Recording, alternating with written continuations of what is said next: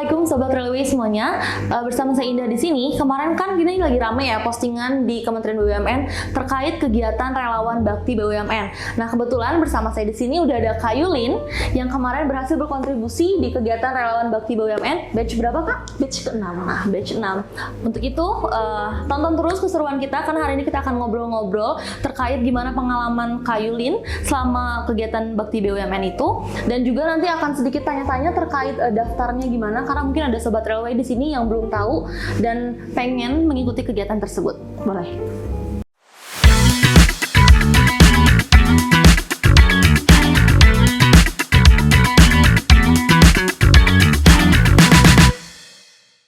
Oke, sebelumnya mungkin banyak yang belum tahu ya Kak, kegiatan relawan bakti BUMN ini tuh sebenarnya apa sih?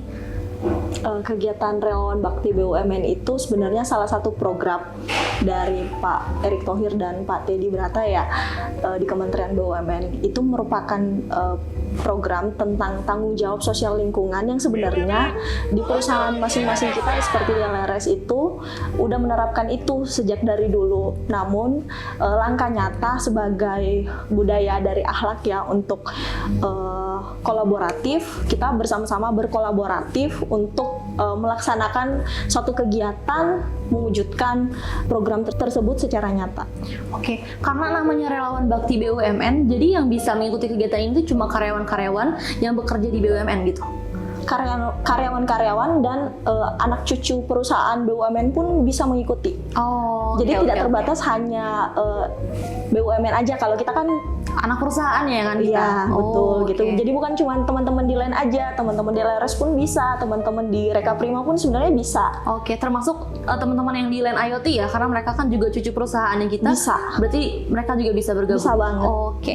Nah, kalau kayak gitu, yang bikin tertarik ikut kegiatan ini apa? Karena kan udah pasti yang namanya relawan itu kita nggak enak-enak gitu ya, maksudnya nggak yang aktivitasnya nggak yang tidak di zona nyaman. Betul, di zona nyaman gitu. Iya, sudah pasti itu ya, karena balik lagi kita datang ke tempat orang, kita mengenali lingkungan yang baru, kita ketemu dengan teman-teman yang baru, tapi balik lagi ya, mungkin jiwa sosial kita gitu lebih digali lagi. Saya pengen punya pengalaman yang lebih sih gitu. Selama ini kan ketemu orang mungkin cuma di stasiun, cuma di kantor gitu, atau mungkin ya cuman sebatas lingkungan pertemanan di rumah gitu. Tapi dalam kegiatan ini kita bisa berbagi ilmu, berbagai waktu, berbagai banyak hal lah yang sebenarnya bisa kita lakukan gitu sama orang-orang di luar dari lingkungan kita yang biasanya gitu. Berdampak positif lah buat orang lain, itu kan salah satu buat saya tuh pencapaian diri sendiri gitu. Kalau misalnya bisa berdampak positif buat orang lain, bukan cuma buat pekerjaan gitu. Betul, jadi ada kepuasan sendiri gitu ya Kak ya? Betul, jadi kayak lebih seneng aja kalau bisa berguna buat orang lain, bisa berdampak positif buat orang lain. Contoh aja nih, contoh kecil, ketika saya habis ngobrol sama teman-teman Karang Taruna di Lembata, ada 2-3 orang yang nyamperin saya gitu, terus nanya, "Kak, gimana sih caranya bisa kuliah?" Itu kan nyentuh hati banget ya. Karena saya bilang, saya juga dari timur. Saya juga orang timur yang berhasil bisa sampai ke kota besar dengan perjuangan saya sendiri gitu. Dan itu mungkin menginspirasi mereka untuk bisa melakukan hal yang sama gitu. Karena jujur, saya awal-awal kuliah itu saya dapat beasiswa gitu. Dan saya sharing gimana caranya sih supaya kita tuh bisa berjuang dengan apa yang kita punya gitu. Tidak terbatas pada apa yang tidak kita punya. Oke, jadi selain memberikan manfaat juga memberikan inspirasi ya bagi anak-anak yang ada di Lembata gitu. Jadi bukan cuma kerja, tapi kita juga bisa menginspirasi orang lain atau anak-anak yang ada di sana, pemuda-pemudi di sana bersama teman-teman saya yang lainnya tentu saja gitu. Itu lebih bakalan akan selalu diingat lah buat saya, karena kapan lagi betul ke NTT kalau bukan saat-saat seperti ini, ada momen-momen seperti ini. Nah, kalau boleh tahu kegiatan, berarti Kak Yulin berapa lama di Lembatanya? Sebenarnya kegiatan intinya tuh 3 hari teh, tapi perjalanannya kan cukup panjang. Betul. Berapa lama sih perjalanannya? Perjalanan saya tuh dari Bandung itu jam 8 malam dijemput sama supir kantor. Sampai di Lembata itu besoknya jam 4 sore. Jadi hampir 24 jam. di jalan. Oke, di jalan. Di jalan. Jadi dari Bandung ke Jakarta dulu naik mobil ya. Betul. Soekarno-Hatta. Abis itu naik pesawat ke Kupang. Dari Kupang naik pesawat kecil lagi ke Larantuka. Dari Larantuka naik mobil lagi buat ke pelabuhan. Pelabuhan itu naik speedboat lagi 1,5 jam. Abis itu sampai di Kabupaten Lembatanya itu belum desa yang jadi tempat kita buat menjadi relawan ya. Itu masih naik mobil lagi dari pelabuhan. Itu berapa jam dari desa Lembatanya ke tempat Kayulin relawannya? Oh, dari pelabuhannya maksudnya. Betul. Ya. Dari pelabuhan ke desa Hadakewa aja itu 30 menit, tapi kalau dari Hadakewa ke Wowong itu bisa 45 menit sampai 1 jam sih perkiraan saya. Luar biasa. Lumayan banget di jalannya. Berarti totalnya 3 hari untuk kegiatan relawan baktinya. Kegiatan relawan baktinya 3 hari. Nah itu boleh cerita sedikit nggak sih selama 3 hari itu ngapain? Apakah kegiatannya selalu sama 3 hari berturut-turut itu atau setiap harinya selalu beda? Beda dong. Jadi hari pertama itu kan tidak dihitung kegiatan ya. Betul. Pada saat kita sampai, tapi kita disambut itu dengan begitu hangat sama teman-teman di sana, sama bapak, sama mama. Kita kan manggilnya gitu ya teh, sama kakak-kakak, adik-adik yang ada di sana disambut dengan tarian adat yang begitu indah. Saya jujur merinding berulang-ulang kali gitu, karena sama nanya ke teman-teman yang lain gitu, serasa pejabat. Tapi itu pengalaman pertama seumur hidup kami bersepuluh ya, teman-teman yang lain serasa disambut begitu meriah lah ya oleh teman-teman di sana, dipakaikan kain kebanggaan mereka, kain tenun, terus habis itu dikasih jamuan makan minum, diperkenalkan kepada masyarakat di sana, dan kami disambut dan diterima dengan baik oleh teman-teman masyarakat di Hadakewa dan Wowong. Oke, hari keduanya udah mulai kegiatan berarti kan ya? Hari kedua itu kita udah mulai berkegiatan karena kebetulan program kegiatannya itu kan Tajumase ya, petani sejahtera makmur. Nah, kegiatan yang dilakukan yang disusun oleh tim Pupuk Indonesia bersama Kementerian BUMN itu kami lakukan mulai dari hari kedua gitu. Ada peresmian demplot. Demplot itu semacam tempat buat persemaian tanaman. Terus kami mengajar ke masyarakat sekitar tentang bercocok tanam, terus bagaimana memanen cabai gitu. Jadi bagi-bagi tim lah teh dari relawan bakti BUMN yang ada di sana. Siapa yang ngambil peran sebagai pengajar, siapa yang ngambil peran sebagai mencontohkan praktek gitu. Kami berkolaborasi lah ya. 10 perusahaan BUMN yang terlibat di sana itu berkolaborasi untuk mewujudkan apa yang menjadi list dari Pupuk Indonesia terhadap kegiatan tersebut gitu. Jadi kegiatan-kegiatan itu udah disusun sedemikian rupa, kita tinggal melaksanakannya, menjadi pengisi, menjadi narasumber terhadap kegiatan-kegiatan tersebut.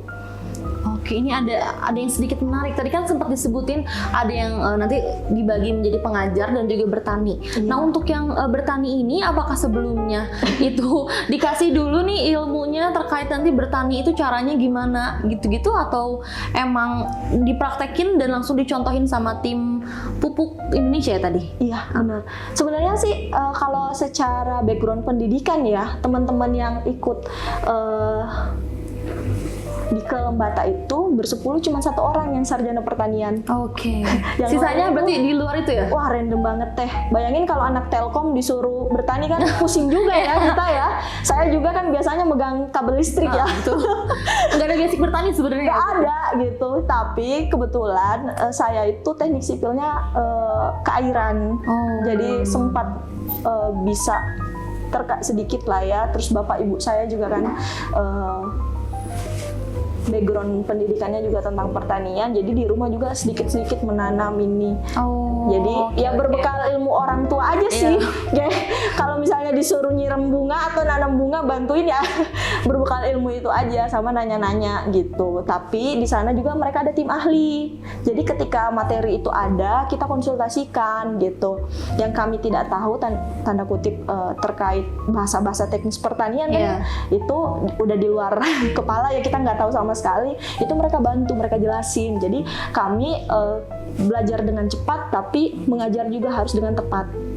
Oke, jadi untuk sobat relawan yang belum ada basic nih, aku mau ikut tapi aku nggak bisa ngajar, aku juga nggak bisa bertani, nggak usah khawatir karena nanti di sana akan ada teman-teman yang bantu kita juga ya. Betul gitu. Jadi tidak menutup kemungkinan teman-teman yang background pendidikannya itu berbeda dengan program untuk relawan bakti. Misalnya batch selanjutnya, batch ke-7 itu ya nggak ada masalah gitu.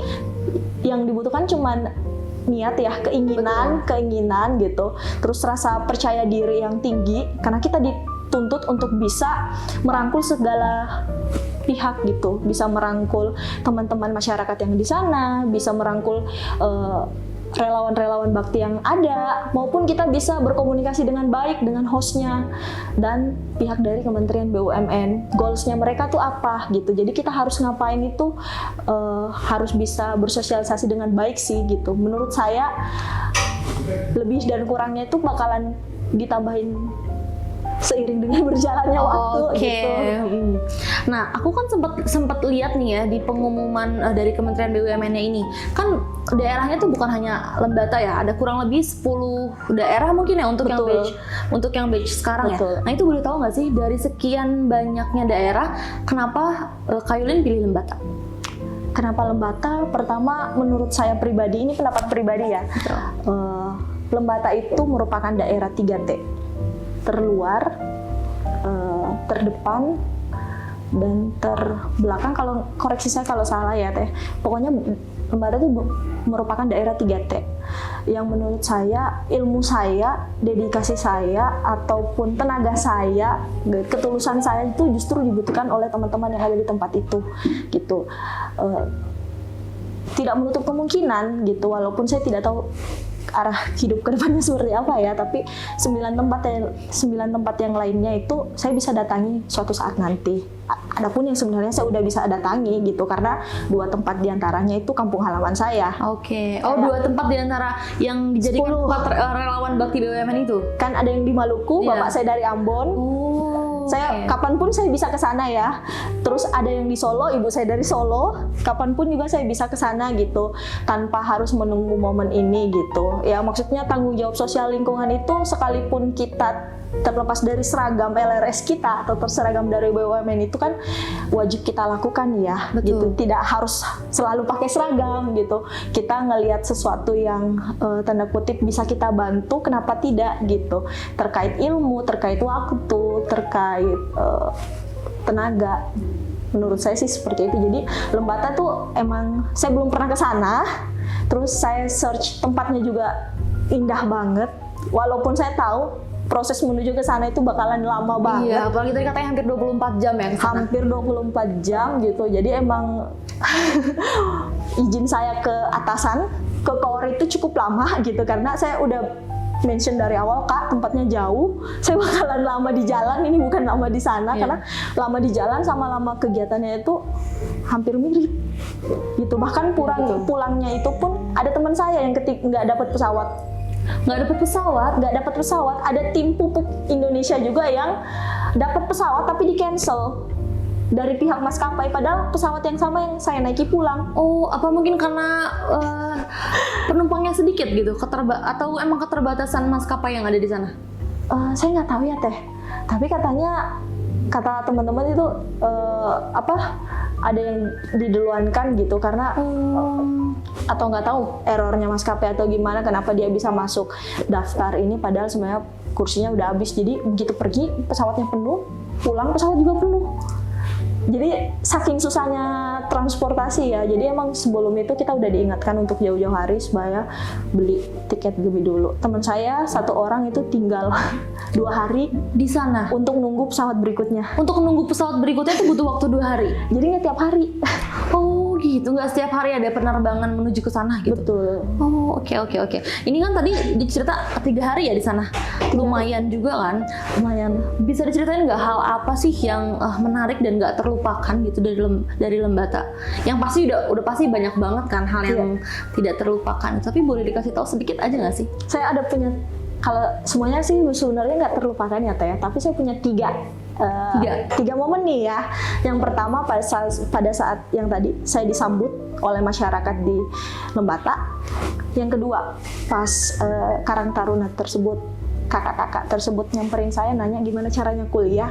Itu nyes banget di hati gitu. Kayak misalnya saya cuma ngomong gimana caranya bisa sampai ke BUMN, bisa sampai ke LRS, tapi mereka dengan semangatnya itu gimana sih caranya supaya saya bisa lebih dari apa yang saya hari ini. Yang ketiga pada saat pembentangan bendera merah putih di pantai Nusantara di Desa Wowong sejauh 1 kilometer. 1 kilometer. 1 kilometer kita tarik bendera merah putih. Kita tarik bendera 1 kilometer dan diambil dari atas. Itu keren banget Teh. Itu saya sempat ngobrol sama salah satu tetua adat atau orang yang dituakan di Desa Wowong itu. Kebetulan karena beliau ada di hadapan saya. Saya dan teman saya satu orang itu sempat nyanyi gitu dari teman dari PT Inka. Sempat nyanyi lagu kebangsaan ya Teh ya, lagu 17 Agustus, disambutlah sama beliau. Terus berlanjut kita kayak nyanyi satu album lah Teh, pas narik bendera sambil narik sambil nyanyi, sambil narik sambil nyanyi gitu. Terus beliau bilang gitu, ya, kalian datang ke tempat ini tuh buat sejarah baru untuk Wowong. Kita nanya kenapa Bapak? Soalnya ini pertama kali yang saya rasakan selama saya hidup di desa ini gitu. Dia cerita tentang bagaimana pengalaman hidup dia di desa itu. Jadi ternyata beliau itu seorang guru, terus seorang pemuka agama juga, seorang tokoh agama juga di tempat itu. Dia seorang imam masjid kalau saya tidak salah ya. Mengatakan kalau belum ada satupun media atau organisasi ataupun perusahaan yang datang dengan niat tulus baik seperti yang kita lakukan gitu, menghibur warga, mengajar, kan positif banget ya Teh. Betul. Mengajar, terus mengedukasi bagaimana pariwisata yang baik, karena tempatnya kan tempat yang sangat indah gitu. Terus bercengkrama sampai upacara, bahkan kami ngadain lomba 17-an di sana bersama warga gitu. Beliau sangat bangga dengan apa yang kita lakukan dan beliau juga bangga masuk dalam tim untuk menarik bendera 1 kilometer itu gitu. Yang sebenarnya kalau logikanya, nah kami ini bersepuluh ditambah dengan panitia lah ya Teh, dengan Kementerian BUMN, panitia dari Pupuk Indonesia itu 1 kilo Teh itu berapa ton itu aku nggak kebayang nariknya gimana. Awalnya tuh kepikiran gimana cara nariknya, ternyata bisa. Warga di sana tuh antusias banget, sampai anak-anak kecil itu kita bukannya larang ya Teh, tapi takut nanti dia ketarik kan. Benar ketarik banget. Jadi pas bentangin baru mereka kita kasih pegang gitu, karena kan takut ketarik. 1 kilo kiri kanan itu cakep banget.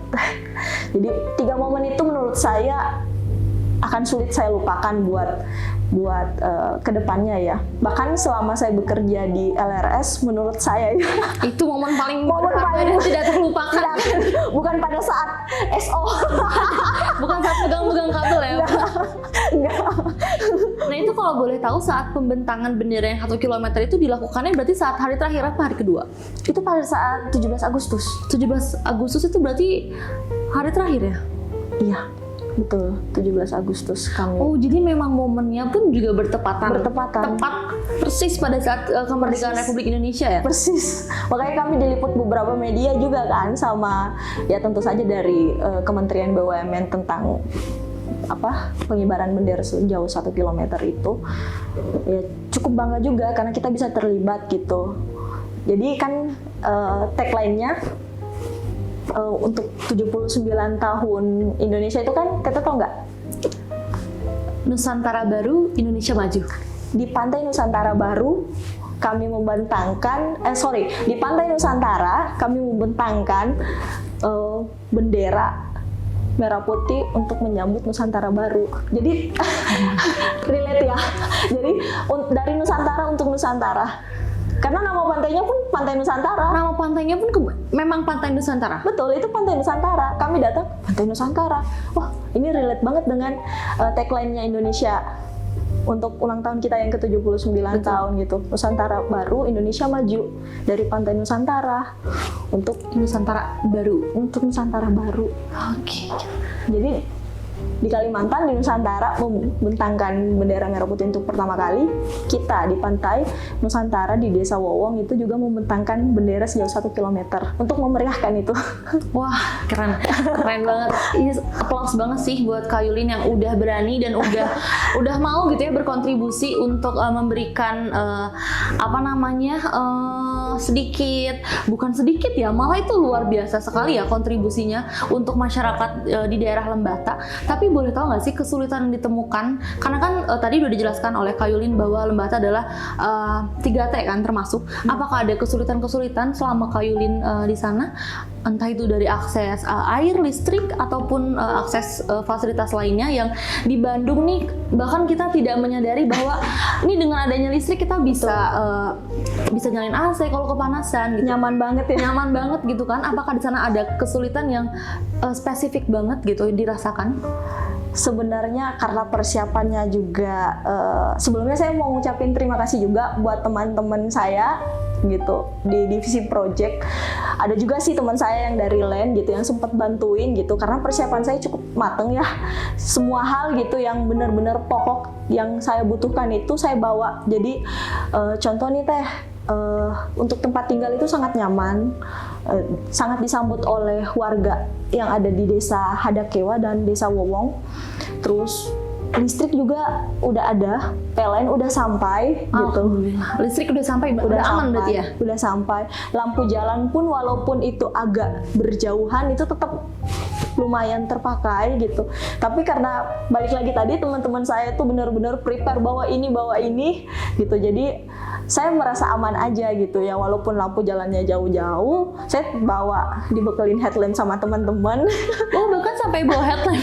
Karena teman-teman saya yang bantu packing teh. Gitu. Jadi antusiasnya nyampe sampai teman-teman ya? Jangankan cuman headlamp, mereka pun yang belanja buat tanda kutip ya, buat gift kecil buat adik-adik di sana. Lembata sana. Oh. Itu saya tuh ibaratnya nggak ngeluarin duit sepeser pun, tapi teman-teman dari divisi project yang nyiapin segalanya. Kamu udah diem aja, fokus aja nyari kebutuhan pribadi seperti obat-obatan. Kan emang disuruh bawa ya teh. Aku bawa obat-obatan, jaga-jaga hujan bawa jas hujan, jaga-jaga tetap bawa topi, kayak gitu-gitu. Mereka udah suruh nyiapin, urus aja urusan pribadi, nanti lebih dari itu urusan kami gitu. Jadi terbantu banget supportnya. Jadi saya merasa ketika saya ke sana nih, saya nggak bawa diri saya pribadi, tapi saya bawa semangat dari teman-teman LRS juga.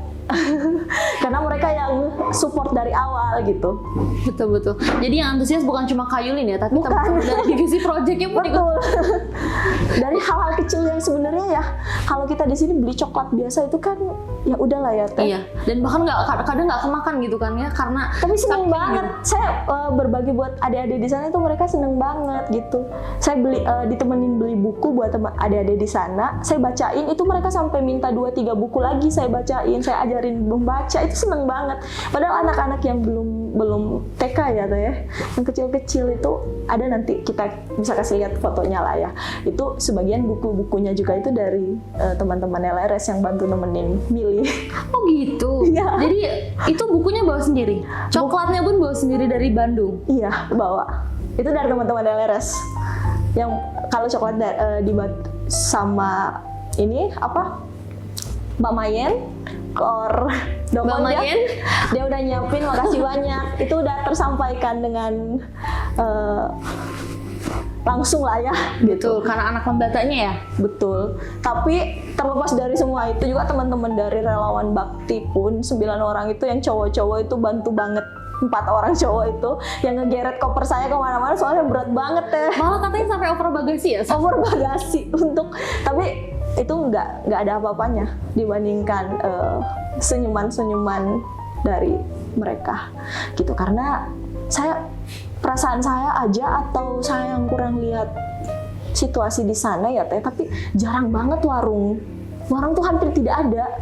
Hampir tidak ada warung. Warung kecil, warung kelontong kayak yang kita biasa lihat di sini ya, itu hampir tidak ada. Gitu. Jadi yang saya lihat itu cuman penjual es cekek yang ini. Iya. Yang di plastik itu? Yang di plastik. Itu pun saya beli, ada anak-anak bocil lewat, saya suruh ngambil. Wah, seneng banget mereka. Padahal harganya 1.000-an. Kita kan di sini mungkin 5.000 ya. Di sana seneng banget itu. Sampai 20-30 anak itu, saya dan teman saya satu dari Eskrindo itu jajanin mereka tuh sampai se-happy itu. Karena emang nggak ada warung. Speechless ya. Karena kita gede dengan Ciki ya.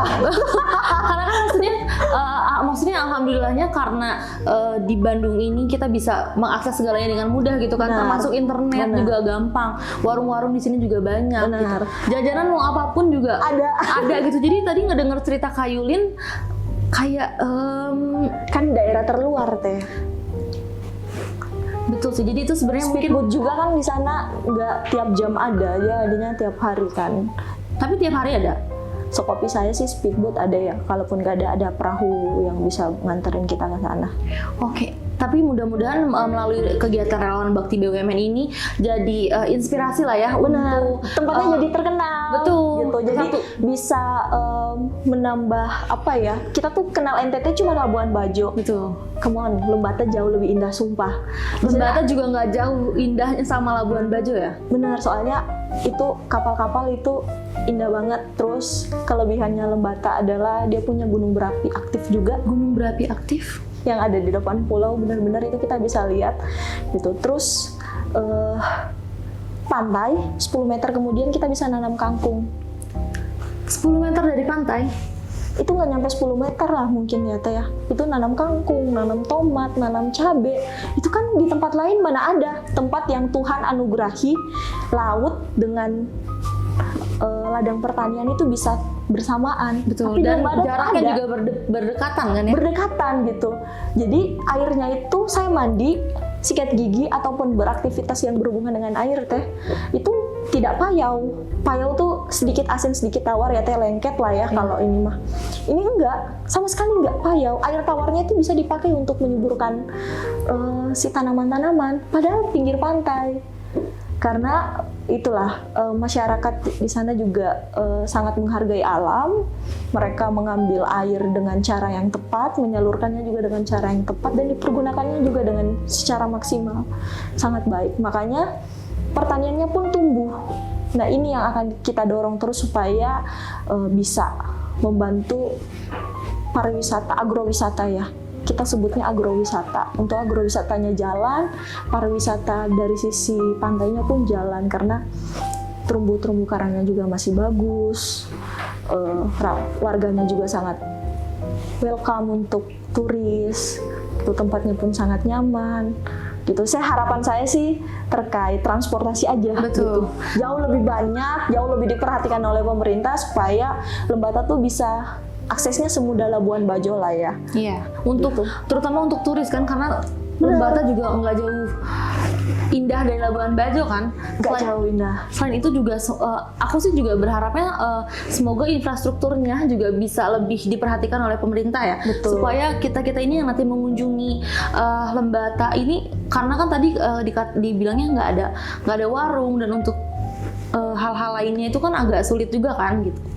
Jadi mudah-mudahan dengan kegiatan relawan bakti BUMN ini transportasinya bisa semakin maju, juga infrastruktur pastinya di sana. Iya. Dan sejauh ini sih masih cukup nyaman Teh. Ini mohon maaf ya, aspalnya bagus banget. Aspalnya bagus banget. Lebih bagus dari kita di Bandung. Oh serius? Sumpah. Saya anak sipil jadi saya nggak mungkin bohong.